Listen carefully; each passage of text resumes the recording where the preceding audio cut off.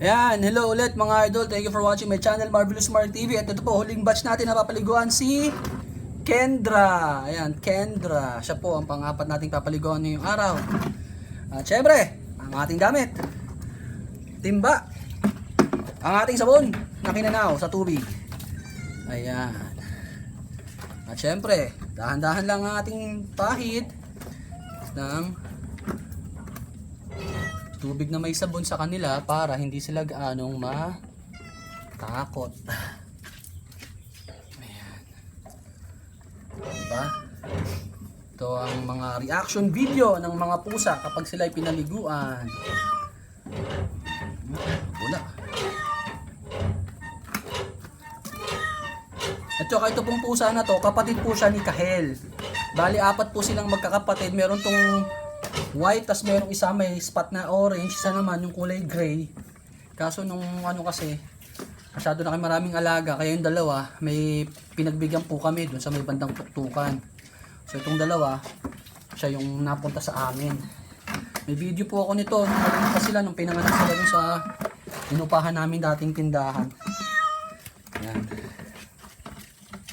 Lahat po ng mga alaga nating pusa ay napakapon na po natin. Sayang nga kasi gusto ko sana yung si Kali, yung Persian cat, wag ikapon kasi sayang.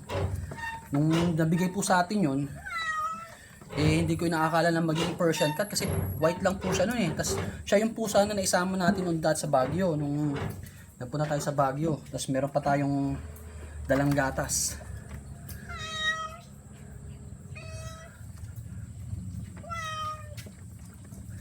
Diba? Tapos babalaw na lang natin siya ngayon. Pulang diba? Sa lahat sa kanila, ito naman kato paano, mahinhin, diba? Tsaka yung buntot nito, parang parang letter J, yung buntot niya, ito pa J yung buntot nito Yung kapatid niya na si Kahel, yung orange, mahaba yun, mahaba. Siya yung sa pusa namin na mahaba ang katawan, mahaba ang buntot. Tapos si Kali naman, yung Persian, siya yung pinakamataba. Malapit na matapos. Malapit na. Ito lang, banlaw lang, banlaw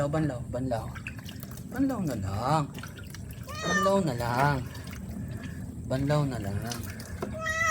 Ganda po ng kulay nito, meron siyang orange, meron siyang black, saka white. Bali po yung kulay niya. And we're done. Okay na, hindi ka na masyadong mabula. Hindi ka na madulas. Siyempre, pamunas. Kaya niya na bumitaw. Natakot siya. Siyempre, lalayan natin sila. Tapos punasan, di ba? Okay na, tapos na. Easy peasy. Okay, so, papasok ko na itong mga to. Thank you for watching. Bye-bye!